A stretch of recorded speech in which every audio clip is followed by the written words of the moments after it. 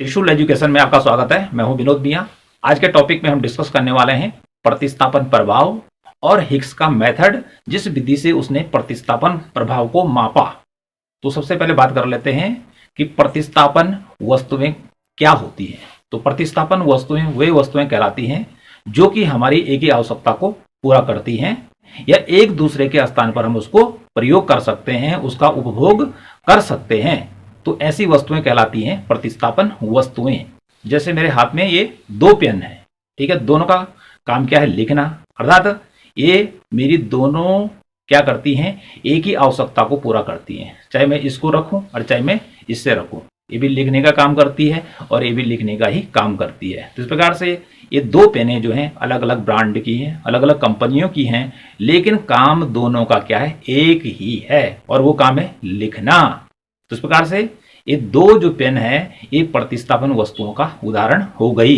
इसी प्रकार से विभिन्न प्रकार के जो कपड़े होते हैं जिनको हम पहनते हैं, तो वो भी क्या होते हैं? प्रतिस्थापन वस्तुओं के उदाहरण हैं। इसी प्रकार से जो खाद्य पदार्थ है, ये चावल है, गेहूं है, ये दोनों क्या है? एक दूसरे के प्रतिस्थापन हैं। इसी प्रकार से जूते हैं विभिन्न प्रकार की कंपनियों की, वो एक दूसरे के क्या है? प्रतिस्थापन है। आप चाहे तो किसी भी कंपनी का जूता पहन सकते हैं। तो इस प्रकार से ये तो हो गया प्रतिस्थापन वस्तुएं। अब प्रतिस्थापन प्रभाव की बात करते हैं। माना मेरे पास 20 रुपया है और मैं दो पेन खरीदना चाहता हूं, ठीक है।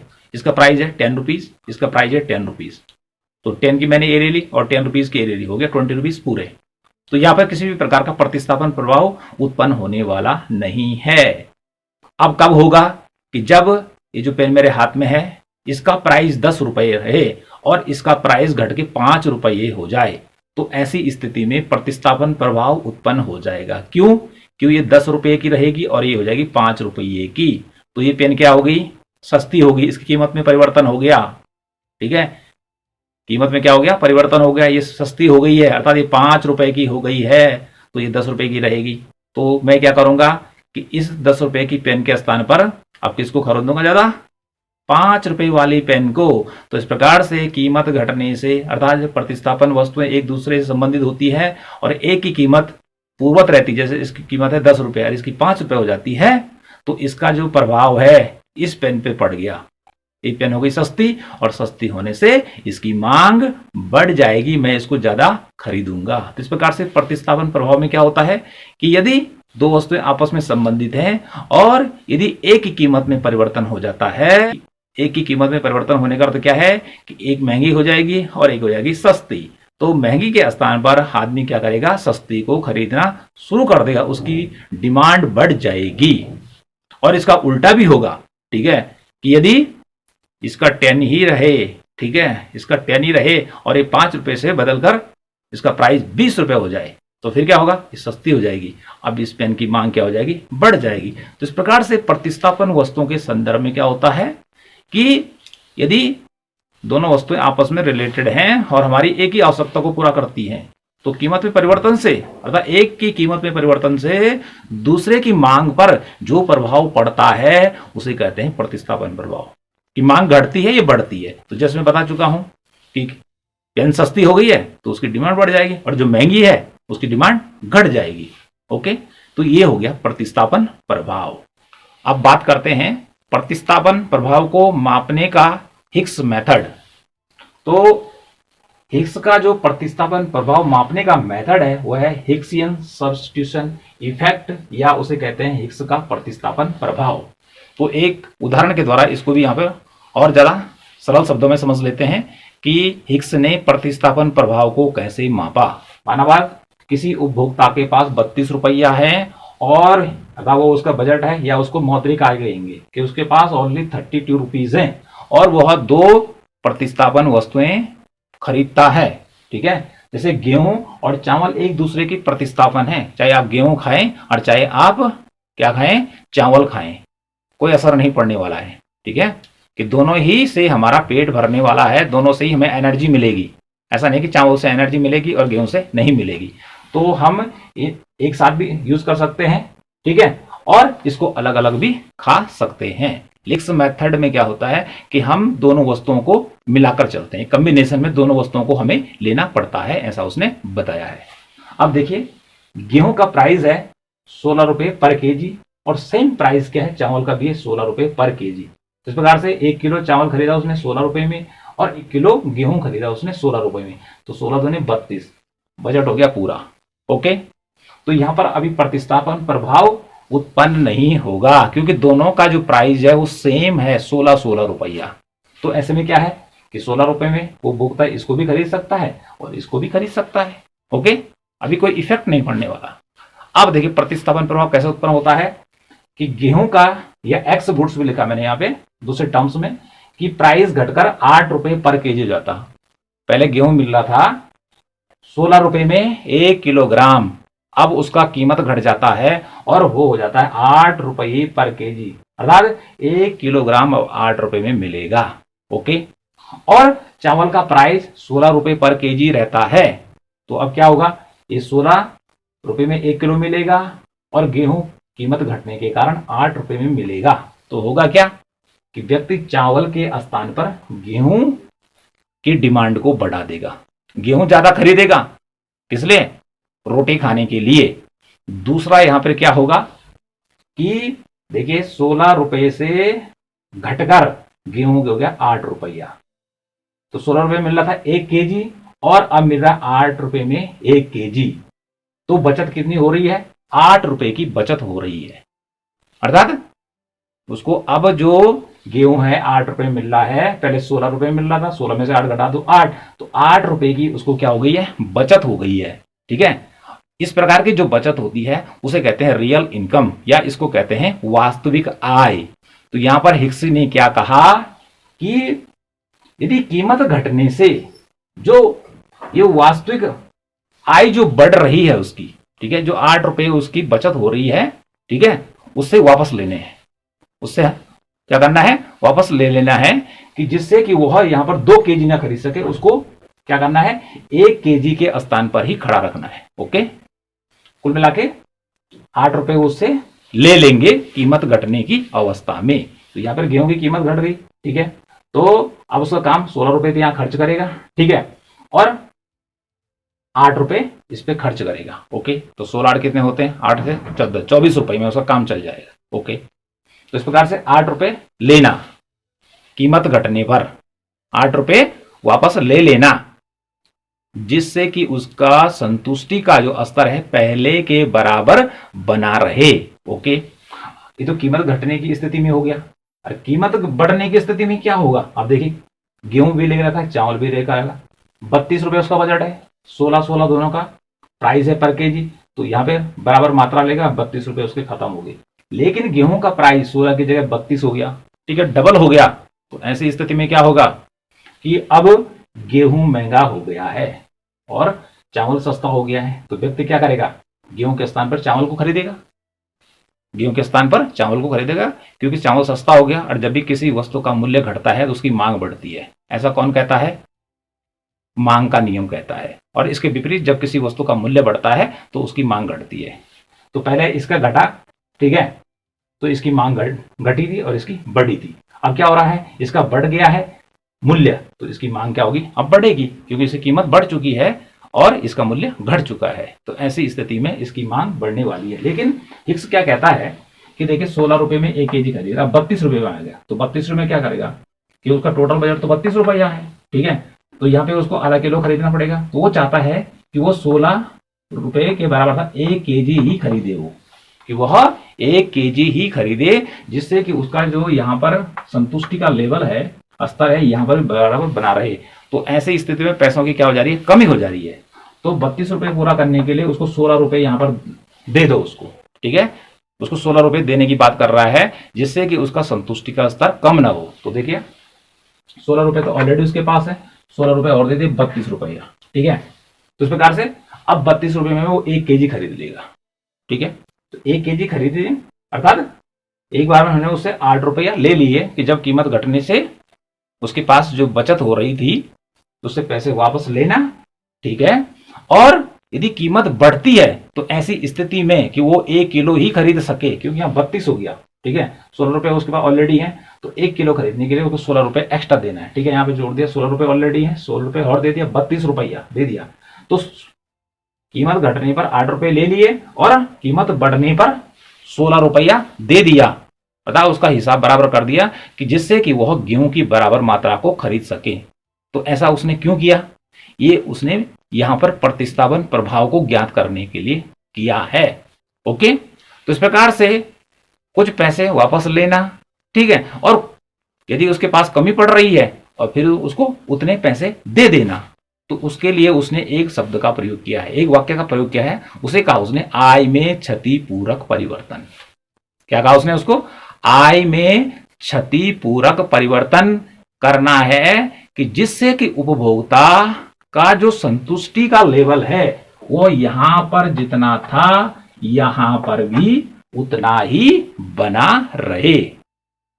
ठीक है, इसलिए उसने ऐसा करने का प्रयास किया है। इस प्रकार से घटाना, ठीक है, घटाना, पैसे उसे वापस ले लेना कि बेटा ज्यादा नहीं खरीदना है, और कम हो रहा है तो दया करना कि इसको वापस दे दो भैया, ठीक है, कि ये 1 किलो गेहूं पहले भी खरीद रहा था और कीमत बढ़ने पर भी खरीद सके। ओके, तो इस प्रकार की जो कमी आ रही है, ठीक है, प्रतिस्थापन प्रभाव के कारण उसको नष्ट करना है, खत्म करना है, और वो कैसे करना है? क्षतिपूरक परिवर्तन के द्वारा करना है।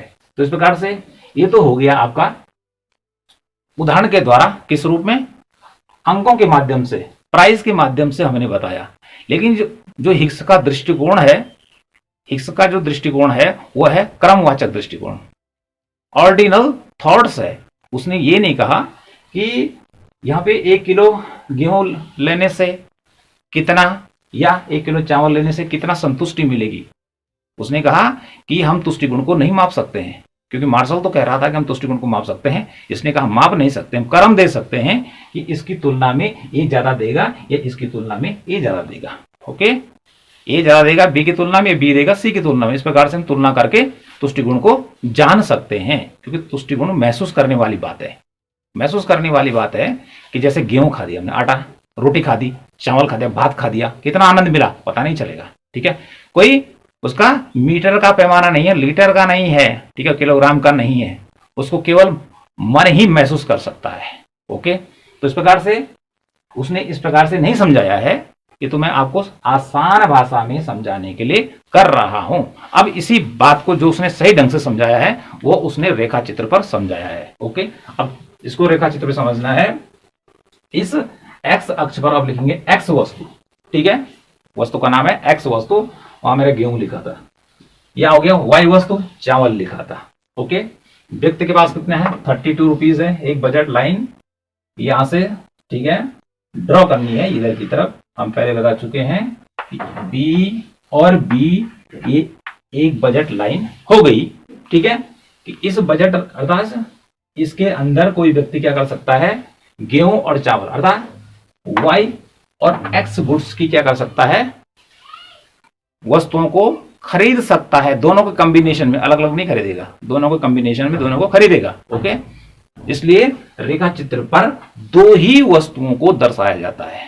कितनी वस्तुओं को दर्शाया जाता है? 2, 10, 15 कुछ नहीं, केवल 2 वस्तुओं को। ठीक है, याद रखना है। एक तो ये जो बजट लाइन है ये कीमत लाइन है। हिग्स का एक हथियार तो ये है, और दूसरा हथियार है उसका अनधिमान वक्र, तटस्थता वक्र भी कहते हैं उसको, ठीक है, उदासीनता वक्र भी कहते हैं, और इंग्लिश में कहते हैं उसको आईसी कर्व। तो जब भी हिग्स का प्रतिस्थापन प्रभाव हो या उपभोक्ता का संतुलन हो कि कहां पर वह संतुलन की अवस्था में होगा, तो ये 2 हथियार याद रखने हैं हिग्स के। एक तो चाहे बजट लाइन, प्राइस लाइन भी कहते हैं, और एक चाहे उसका अनधिमान वक्र। अब हिग्स क्या कहता है कि व्यक्ति इस बजट लाइन पर कहां पर संतुलन की अवस्था में होगा?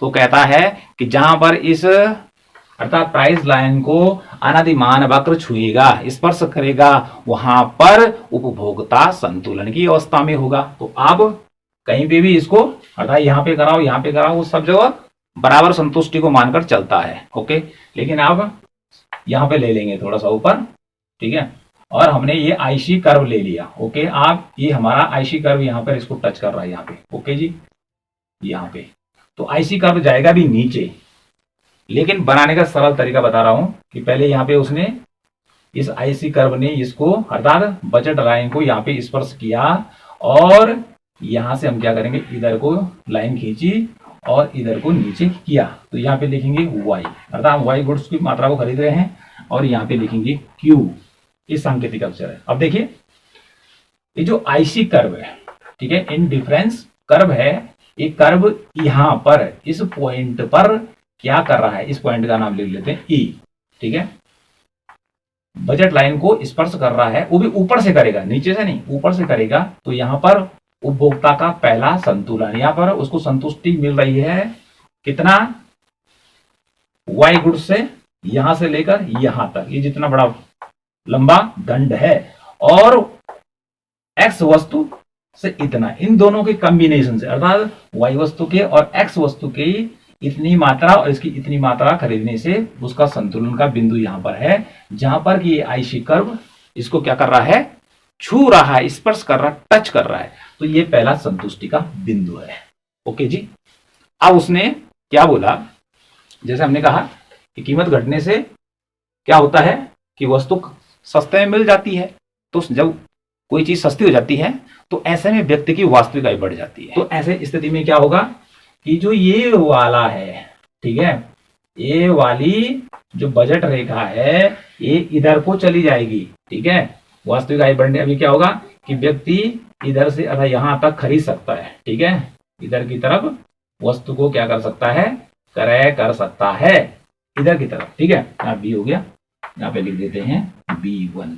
तो इस पे किसी भी बिंदु पर अब वह इधर की तरफ ज्यादा खरीदेगा। ओके, तो ऐसी स्थिति में क्या होगा, यदि हिग्स के अनुसार चलें तो एक अनधिमान वक्र चाहे यहां बनाओ चाहे यहां बनाओ, ठीक, खींचेंगे तो छुएगा, तो अगला बिंदु होगा, तो अगला अनधिमान वक्र इसकी तुलना में ज्यादा संतुष्टि को दिखाएगा हिग्स के अनुसार। तो हिग्स ने क्या कहा है कि जो ये अतिरिक्त संतुष्टि यहां दिखानी नहीं है, अनधिमान वक्र पे जाएगा, इसकी चर्चा तो हम कीमत प्रभाव में बता चुके हैं, आय प्रभाव में बता चुके हैं, लेकिन यहां पर वो मापना चाह रहा है क्या, इसका प्रतिस्थापन प्रभाव। इस क्या मापना चाह रहा है, प्रतिस्थापन प्रभाव को। तो वो क्या कह रहा है कि जितना इसकी वास्तविक आय में यहां बढ़ी, ठीक है, ये रेखा जितनी आगे बढ़ी, इसको क्या करना है, इससे इतनी इनकम जो बढ़ी है उसको वापस लेना है, जैसे हमने कहा 8 रुपए लेना है, तो इस रेखा को जितनी आगे ये बढ़ी है इसको ठीक पीछे लाना है इसको, ठीक है। हम क्या करेंगे, इस रेखा के पैरेलल ही क्या करेंगे, यहां से इस प्रकार से, और एक बजट रेखा और खींच देंगे यहां पर, ठीक है, इसके समांतर इसको खत्म करना है और यहां लाना है। और हमने लिख दिया इसका नाम, क्योंकि इसका नाम था B1, अब इसका नाम लिख देते हैं B2, और ये हो गया B2। ओके, इतना काम करना है आपने, यहां से ये रेखा ड्रॉ करनी है और इन दोनों अर्थात इसके बीच से इसको लेना है, ठीक है। यहां पहले मत ले लेना, यहां लेंगे। ओके, कि जितना ये आगे बढ़ा था उससे उतनी इनकम को वापस ले लेना है। अब ये क्यों लेना है आगे बताएंगे आपको। अब क्या करना है कि हमने यहां से एक लाइन यहां से मिलाएंगे, ठीक है जी। अब संतुलन का बिंदु ज्ञात करना है, यहाँ पे मानवादी टच करता है इसको, ठीक है, और यहां से हम क्या कर देंगे, एक लाइन नीचे कर देंगे, ठीक है। यहाँ बी लिखा था, यहाँ पे क्यू है, और यहां से Q1, ठीक है, Q, और यहाँ पे लिखा है Y, और यहाँ पे लिख देंगे Y1। अब क्या करना है कि जो मैंने अनधिमान वक्र यहाँ पर छोड़ा था, ठीक है, इसकी सहायता से इसको नीचे मिलाएंगे, ठीक है, और इस प्रकार से ये इसको यहाँ पर टच करेगा, और टच करने के बाद ये आगे निकल जाएगा। ओके, और ये हो गया हमारा इंडिफरेंस कर्व, चाहे यहाँ पे लिखो, ठीक है, ऐसे मैंने हटा दिया, यहाँ लिख दिया। तो इस प्रकार से इंडिफरेंस कर्व इस प्रकार से यहाँ से निकलता हुआ, और इसने अगली बजट लाइन को टच किया, आगे निकल गया। अब देखिए संतुलन का बिंदु अब यहां से नीचे आ गया है, ये हो जाएगा E1। अब हुआ क्या है, देखिए कि जो उपभोक्ता है उसने क्या किया, इतना, ठीक है, यहां से इतना क्या कर दिया है, Y वस्तु की मात्रा को Y से Y1 तक घटा दिया है, लेकिन उसकी कीमत में कमी के उसने जितना यहां कम कर रहा है उसकी बराबर ही यहां X वस्तु की मात्रा इतने से बढ़ाकर इतना कर दिया है। ओके, पहले ले रहा था इतना। ओके, अब क्या हुआ कि जैसे ही हमने कहा दूसरा बिंदु आया, ठीक है, बजट लाइन पे जितना पैसा आगे बढ़ा था उसका घटा दिया, इस रेखा को पीछे लाके यहाँ पे उसने टच किया, तो जितना y वस्तु में कमी की उतना ही क्या हुआ, उसने x वस्तु में यहां से लेकर यहां तक वृद्धि कर दी, अर्थात q से लेकर q1 के बीच वृद्धि कर दी, बढ़ा दी। अब क्यों बढ़ा दी? इसलिए बढ़ाई क्योंकि यहां पर जो x वस्तु है उसकी कीमत घट चुकी है, क्योंकि उसकी कीमत घट चुकी है और उसकी कीमत क्या है, बढ़ी हुई है। तो ये क्या कर रहा है कि y वस्तु के स्थान पर, ठीक है, y से y1 वस्तु को उसने कम किया क्योंकि महंगी हो चुकी है, और इस सस्ती होने के कारण इसको बढ़ा दिया। ओके, तो इस प्रकार से x वस्तु की मांग में वृद्धि हो गई। किसके अनुसार? हिग्स के अनुसार मांग में वृद्धि हो गई, और ये बता रहा हूं मैं आपको कीमत में कमी के उत्पन्न होने के कारण। ओके जी, लेकिन हिग्स यहां पे देखिए क्या बोल रहा है, उसने क्या किया है, एक ही अनधिमान वक्र, एक ही अनधिमान वक्र एक ही है, एक ही अनधिमान वक्र पर दो संतुलन के बिंदु, दो संतुष्टि की, एक और ए, अर्थात ई से लेकर E1 तक दो संतुष्टि के बिंदु एक ही अनधिमान वक्र पर लिए हैं। अब वो क्या बोलता है कि जितना संतुष्टि, सेटिस्फैक्शन, जितना आनंद x और y के कॉम्बिनेशन पर यहां पर मिल रहा है किसी उपभोक्ता को, उतना ही आनंद या संतुष्टि यहां पर मिलेगा x वस्तु और y वस्तु के कॉम्बिनेशन से। इतनी बात तो हो गई हमारी क्लियर। अब देखिए उसने बात की है आई में क्षतिपूरक परिवर्तन की, कि आई बढ़ी थी, वास्तविक आई बढ़ी थी, पीछे कर दी। ओके जी, तो इसलिए पीछे चल गया। तो इसको एडजस्ट करने के लिए जो हमने ये बजट लाइन अगली ली, तो यहां से लेकर देखिए बी से लेकर और B1 तक, इस रेखा से यहां तक क्या हुई है, ये आई की क्षतिपूर्ति कर दी गई, जिससे कि संतुष्टि का लेवल यहां भी अर्थात ई से और E1 तक पहुंचने तक बराबर रहे, यहां पर भी बराबर रहे और यहां पर भी बराबर रहे। तो इस प्रकार से क्या हुआ है, व्यक्ति ने प्रतिस्थापन, ठीक है, कि y वस्तु के स्थान पर x वस्तु का प्रतिस्थापन किया, सब्स्टिट्यूट किया है, इसकी मात्रा को घटाया है और x वस्तु की मात्रा को बढ़ाया है, क्योंकि x वस्तु क्या हो चुकी है, सस्ती हो गई है, इसलिए एरो बनाया ना, ये बढ़ गई और इतनी घट गई। ओके, तो ऐसे में जो प्रतिस्थापन प्रभाव है वो क्या है, निगेटिव है, ऋणात्मक है। जो प्रतिस्थापन प्रभाव होता है वो हमेशा ऋणात्मक होता है। क्या बतला रहा है कि कीमत में कमी से, अगर कीमत घटी तभी तो मांग बढ़ी, ठीक है, कीमत घटने से क्या होता है, मांग बढ़ती है, और कीमत के बढ़ने से मांग घटती है। तो ये तो मांग का नियम है, और मांग के नियम में क्या होता है, कीमत और मांग के बीच उल्टा संबंध होता है, विपरीत संबंध होता है। इसलिए प्रतिस्थापन प्रभाव जो होता है वह ऋणात्मक होता है। जो हिग्स का प्रतिस्थापन प्रभाव है वो क्या है कि एक ही अनधिमान वक्र, एक ही अनधिमान आयसी कर्व पर संतुलन या संतुष्टि के दो बिंदुओं को दर्शाता है। अलग अलग कर्व नहीं बताया उसने, जैसे हम पहले बता चुके हैं कि यहां करता तो फिर क्या होता था, संतुष्टि ज्यादा दिखाता।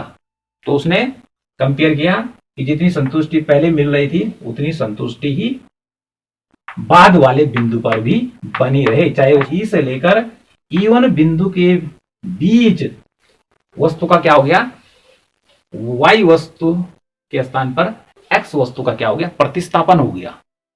क्या हो गया, प्रतिस्थापन हो गया। इट मीन्स क्या हो गया कि व्यक्ति ने y वस्तु की मात्रा को घटा दिया है और x वस्तु की मात्रा को बढ़ा दिया है कीमत में कमी के कारण। तो प्रतिस्थापन कहां से कहां तक हुआ, E से लेकर और E1 तक। ठीक है, इतनी बात तो क्लियर होगी। अगली बात कर लेते हैं कि हिग्स क्या कह रहा है। हिग्स कह रहा है कि व्यक्ति की मौद्रिक आय जो होती है उसमें परिवर्तन किया जाता है। जैसे यहाँ पे तो देखे हम 16 रुपए देखे, 16 रुपए तो उसके पास थे नहीं बजट लाइन में, उसके बजट में नहीं थे, तो 16 रुपए उसको दे दिए 32 करने के लिए। ओके जी, और यहाँ पर वास्तविक आय स्थिर रहती है। वो कह रहा है कि वास्तविक आय क्या रहती है, स्थिर रहती है, कि जो ये वास्तविक आय इधर की बढ़ रही थी उसको पीछे लाकर बराबर कर दिया। ओके, तो वास्तविक आय स्थिर रहती है, केवल जो मनी इनकम है उसके द्वारा क्षतिपूरक परिवर्तन कर दिया जाता है। अब क्योंकि यहाँ पे तो ऑलरेडी बढ़ गई थी, क्योंकि वास्तविक आय बढ़ गई थी, तो यहां पर तो इसको वापस ले लिया, वापस इतना पीछे कर दिया। लेकिन अभी हमारा एक रेखा चित्र और आएगा इसके बाद, जो कि हमारी बढ़ी हुई बात को कहेगा। अर्थात गेहूं का प्राइस बढ़ने पर अब क्या करेगा व्यक्ति, इस वस्तु के स्थान पर x की जगह क्या करेगा, y वस्तु को ज्यादा लेगा तो उसकी ओर प्रस्थान करेगा। दोबारा दोहरा रहा हूं कि उसके जो संतुष्टि का बिंदु है यहां पर भी और यहां पर भी वो एक ही कर्व पे आता है, दो अनदिमान वक्र नहीं लिए जाते हैं। अगला, जितना संतुष्टि यहां पर है और इस वस्तु को घटाने से यहाँ पे संतुष्टि का लेवल कम नहीं होगा, अर्थात इसी के बराबर बना रहेगा। ये वाला डायग्राम कीमत घटने की स्थिति में प्रतिस्थापन प्रभाव जानने के लिए है।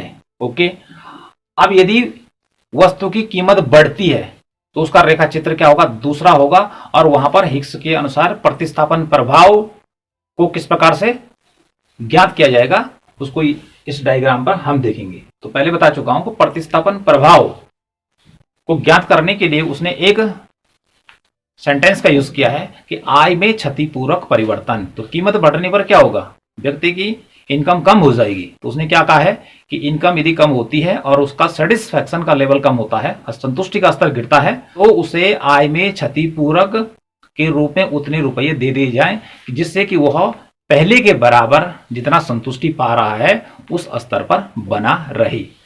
तो ठीक है, अब ये कीमत बढ़ने का डायग्राम है, ये दूसरे नंबर का। ओके जी, यहाँ पे क्या करेंगे, सबसे पहले यहाँ पर हम एक बजट लाइन यूं ड्रॉ कर लेंगे। ओके, यहाँ पे बी, यहाँ पे बी, इसको थोड़ा नीचे लेना। ओके, और इधर एकदम से यहाँ नहीं लेना है। उसके बाद देखिए, ये तो बजट लाइन इसकी पहले बात कर चुके हैं। अब क्या होगा, यदि कीमत बढ़ती है तो कीमत बढ़ने से व्यक्ति की वास्तविक आय घट जाती है। माना 100 रुपए की वस्तु है और वो 150 की हो जाती है, और बचत कहाँ हो रही है, बचत होने से ही वास्तविक आय बढ़ती है। तो 100 रुपए की वस्तु 150 रुपए की हो जाएगी तो उसकी वास्तविक आय को घटा लिया जाएगा। ओके, मान लिया जाएगा इसकी वास्तविक आय घट चुकी है। ओके जी, तो पहले हमने इधर को बढ़ाया था, ठीक है। अब ये जो बजट लाइन है अब ये पीछे की ओर आएगी क्योंकि उसकी वास्तविक आय घट चुकी है, तो इसका नाम हो गया बी, इसका हो गया B1। ओके जी, ये इधर आएगा। ओके, अब देखिए संतुष्टि कहां पर दिखाएगा वो प्रतिस्थापन प्रभाव को। तो क्या करना है कि यहां से अब नीचे से चलेंगे, पहले ऊपर से चले से यहां पर हमने क्या करना है, एक पॉइंट लगाना है और इसको नीचे खींचना है। यहाँ पे लिखना है Q और यहाँ पे लिखना है Y। ओके जी, अब क्या करेंगे हम कि यहाँ पर एक इंडिफरेंस कर्व लेंगे, अनधिमान वक्र लेंगे, जिसकी सहायता से हिग्स क्या करता है, उपभोक्ता के संतुलन को दिखाता है। ओके जी, तो यहाँ पर केवल आप क्या, पहले मैं इतना दिखा देता हूं कि ये आपका IC कर्व है, ठीक है, इंडिफरेंस कर्व है। ओके, अब इसको यहाँ पे टच कर रहा है। ओके जी, अब ये क्या कह रहा है कि उसकी आय कम हो चुकी है अथवा बजट रेखा पीछे आ चुकी है। तो पहले क्या कर रहा है, इसको समझ लेते हैं कि X वस्तु की और Y वस्तु की वो क्या कर रहा है, इस संतुलन बिंदु पर हमने नाम रख दिया E पर OY क्या कर रहा है, वस्तु ले रहा है किसकी, Y की, और O से लेकर Q ले रहा है किसकी, X की। तो पहला कॉम्बिनेशन यहां पर हो गया उसका, तो अनधिमान वक्र की सहायता से पहला संतुलन यहां पर हो गया उसका।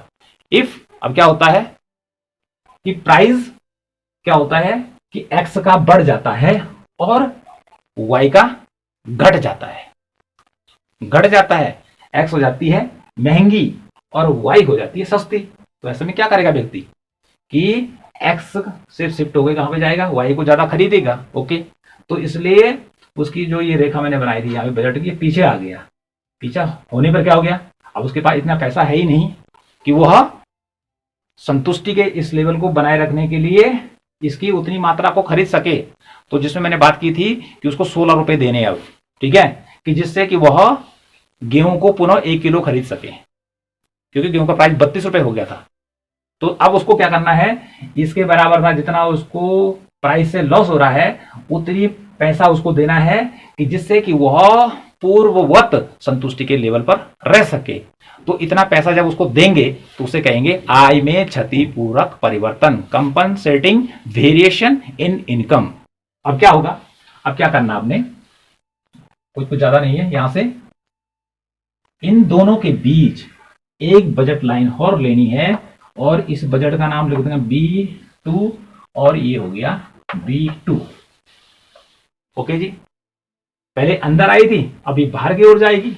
अब देखते हैं कि संतुलन का बिंदु कहां पर हो गया, कहां पर होगा कि जहां पर अनधिमान वक्र इस बजट लाइन को टच करेगा। ओके, तो पहले यहां पर क्या कर देते हैं, अपने उसके लिए हिसाब से, जिससे कि बन सके अपने सरलता के लिए यहां पर, ठीक है। और यहां पे लिखा है y, ठीक है, b को कर देता हूं छोटा, और ये हो गया y1, ठीक है। यहां पर उसका संतुलन का बिंदु हो गया। तो अब हमने क्या करना है, इस वाली रेखा को यहां से ले जाइए, और ठीक है, और इस प्रकार से यहां पे टच करा दीजिए, कोई दिक्कत नहीं है। टच कराने में क्या है, कोई हर्जा नहीं है। तो इस प्रकार से ये चली जाएगी। ओके, यहां से ले लीजिए, ठीक है, इसके ऊपर से जाएगी, ठीक है। और इसको यहां कराते हुए यहां से ऊपर ले लेंगे हम, ठीक है। यहां से गए ऊपर से, यहाँ पे उसने माना टच करा दिया, कोई दिक्कत नहीं, कहीं पे टच कर दी। तो ये अगला, ये संतुलन का बिंदु यहां पर है। अब इसका संतुष्टि का बिंदु हो जाएगा E1, ठीक है।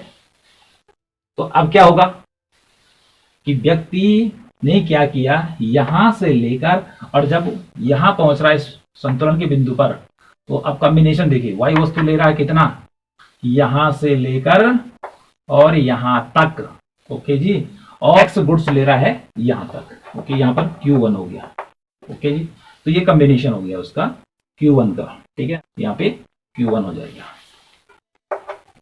अब इतना ले रहा है x, और यहां से बढ़ाकर उसने कर दिया इसको इतना, ठीक है। इसका मीनिंग क्या हुआ कि x हो गया महंगा, उसने इसको घटा दिया यहां तक, अर्थात यहां से लेकर यहां तक उसने इसको घटा दिया, और जितना घटाया उसने उसी रूप में उसने यहां तक इसको बढ़ा दिया। ओके, यहां तक घटाया, क्यों घटाया कि x महंगा हो चुका है, x गुड्स महंगी हो चुकी है, y सस्ती हो चुकी है।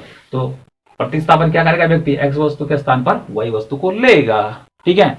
तो ये कीमत बढ़ने की स्थिति में है। लेकिन इसने क्या कहा, उसने कहा कि संतुलन जो संतुष्टि ई बिंदु पर है, वही संतुष्टि उपभोक्ता को इस बिंदु पर भी मिलेगी, सेम रहेगी। तो इस सेम करने के लिए उसने जो एक विचार दिया, आइडिया लिया उसने, किस प्रकार से हम प्रतिस्थापन प्रभाव ज्ञान कर सकते हैं। इसके लिए उसने दिया आय में क्षतिपूरक परिवर्तन, कुछ पैसे, यदि प्राइस घटता है तो कुछ पैसे ले लो, ओके जी, कि जिससे कि संतुष्टि का लेवल बराबर रहे, और यदि महंगा होता है तो उसको एक्स्ट्रा पैसा दे दो, ओके, जिससे कि वो इस बिंदु पर जितना संतुलन की अवस्था में था, जितना आनंद यहाँ पर मिल रहा था, जितनी संतुष्टि उसको यहाँ मिल रहा था, जितना खुश यहाँ पे था वो, ठीक है, इतनी खुशी उसको यहाँ पे मिलनी चाहिए। ऐसा नहीं होना चाहिए कि मेरे पास एक कम हो गई, ठीक है, और एक ज्यादा हो गई। तो ये मान के चलता है कि जो खुशी यहाँ पर है वो खुशी यहाँ पर भी होगी, उसी के बराबर होगी। ऐसा नहीं कि यहाँ पे खुशी और यहाँ पे गम में बदल जाए। वो नहीं चाहता है कि उपभोक्ता को गम में बदल जाए। इसके साथ ही वो क्या चाहता है कि उपभोक्ता जो है न तो बुरी कंडीशन में जाए। वो नहीं चाहता है कि उपभोक्ता को कम संतुष्टि मिले तो उसको कहेगा बुरी कंडीशन, न उसको बुरे वक्त में जाना चाहिए, और न उसका संतुष्टि का लेवल इतना ऊपर ले जाना चाहिए कि वो अगली संतुष्टि के स्तर पर चला जाए, या उसकी स्थिति इतनी अच्छी हो जाए, ठीक है।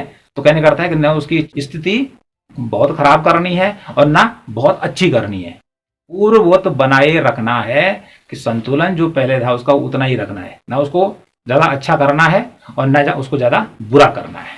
ओके जी, ये किसने कहा, ये हिग्स कह रहा है। तो यहाँ पे पुनः बता देते हैं, ये दूसरा जो हमारा रेखा चित्र है ये कीमत में वृद्धि का है। यहाँ पे x की कीमत बढ़ी तो y की मांग बढ़ गई। दो रेखा चित्रों के द्वारा हमने आपको बताया हिग्स का प्रतिस्थापन प्रभाव किस प्रकार से ज्ञात करेंगे।